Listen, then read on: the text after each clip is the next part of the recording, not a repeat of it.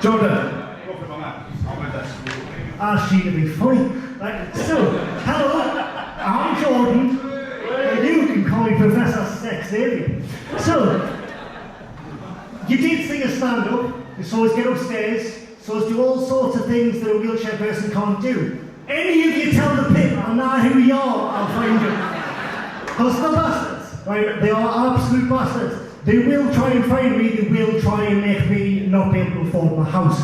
So, funnily enough, I got the sensual letter, basically, you'd say it's a form, but it's really just a questionnaire of how fucked are you.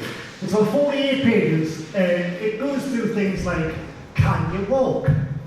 How far can you walk? No, can you wipe your arse? Does your mum need to wipe your arse for you? Can you get off the toilet? Can your mum get off the toilet for you? All this shit, and that's not it. You have to either lie on the form, so you get more money, or tell the truth just enough so that they don't take all your money off you. And if you thought that was the end, no. If they think that you've lied, they send a man in a car to take a photo of you to prove that you've been walking around, prove that you're not as disabled as you said. I like to call him Detective Cripcatcher. So, it's not the only time a random fella's been going around taking photos of me. Not like that, you dirty animals. No, so it's a little story, right? I was in town, there was a man with a camera and a microphone. I'm an attention seeker, I was like, I'll have some of that. Off I went, started chatting. Turns out, it has to have been 2012 because he was talking about the Paralympics. Obviously, saw me and was like, gold mine! Anyway. So, a month or so later, I'm at wheelchair basketball, doing my thing, looking great. The team manager comes over and goes, look Jordan, we've had a message. BBC Radio Newcastle want you to go on radio. I was like, grand, more attention. So, so I gets there, sits down. Obviously I started sitting, but you know what I mean. And I get the thing that what I like to call the Davina line, you are live on BBC Radio Newcastle, please do not swear. And, they just started the chatting about Paralympics, we hear that you're on route to get to the Olympics, etc. Yes, I was that good at basketball.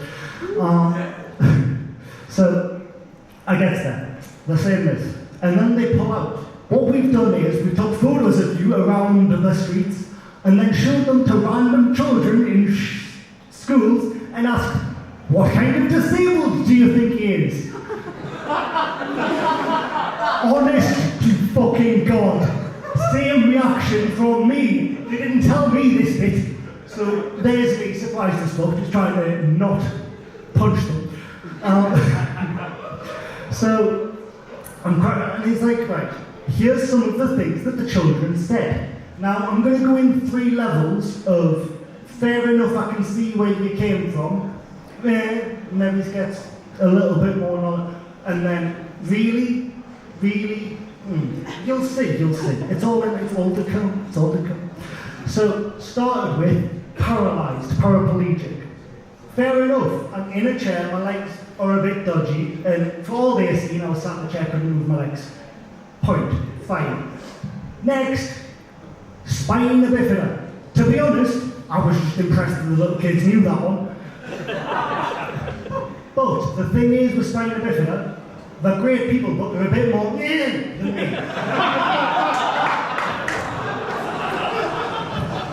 Now, the last one. Now, it really struck us. It struck us more than anything. It wasn't just those two. Amputee! I've got fucking legs, you dopey kids! You know what I mean? Like, it's not, you don't need to go to school, you need to go to fucking Specsavers. So, I've got one more story. I was in town again. And you know the Bible bashing evangelists, cult leaders, I like to call them. So there was one of them chatting on the monument. No, I'm not in drag on the thing where the last shout, Shearer, it's not me. But he was there. For 20 quid I will be. Anyway. So I was chatting to him and he comes on, God loves everyone. I'm like, does he? His response was, but you sinned, so you had to punish you. I was like, I was born disabled, try again, cracker.